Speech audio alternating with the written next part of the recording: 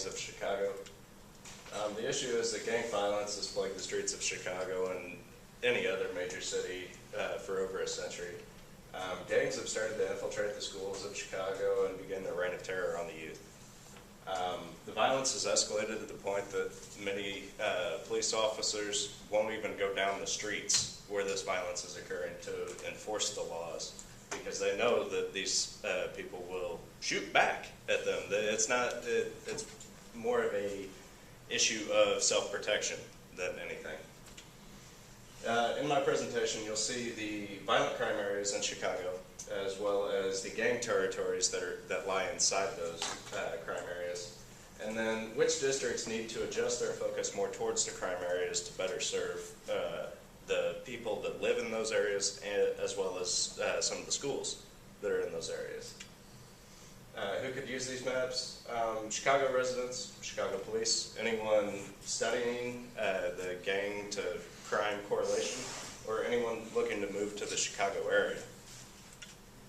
The data layers that I have, my downloaded layers are just ones that I downloaded from the internet from a clearinghouse of some sorts.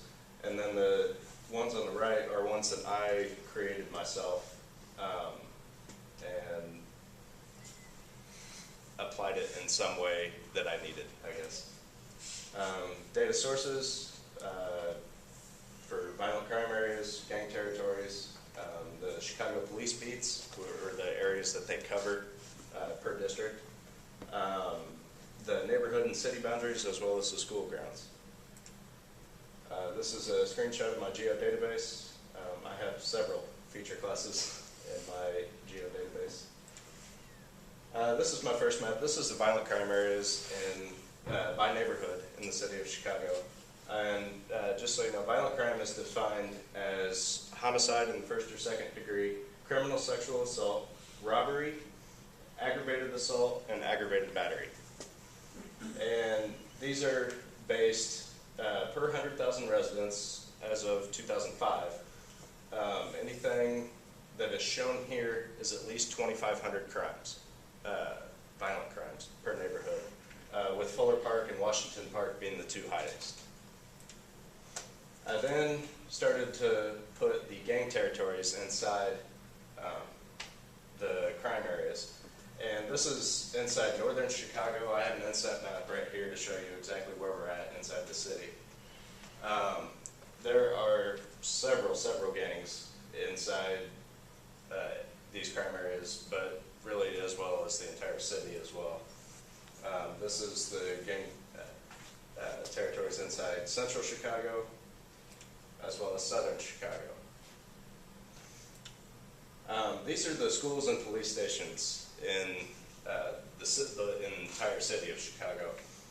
There are 198 schools inside these crime areas and only 7 police stations. Something about that doesn't seem quite right.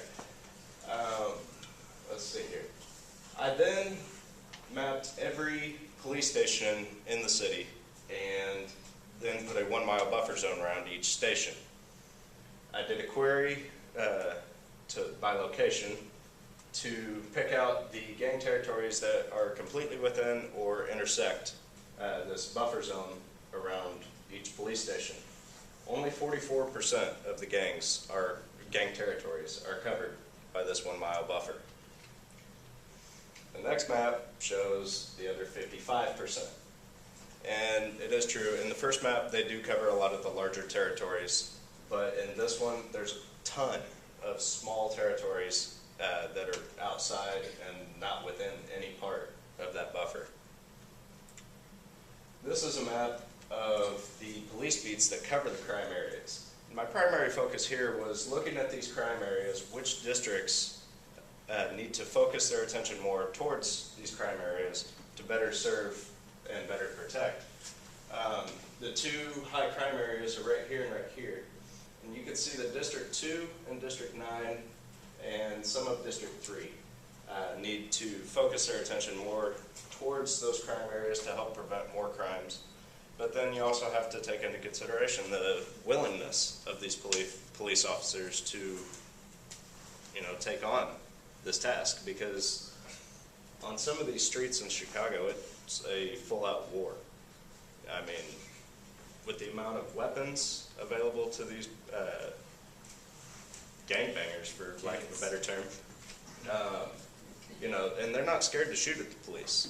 The shooting at the police is what keeps them away, which keeps them in business. So that was the conclusion I came to.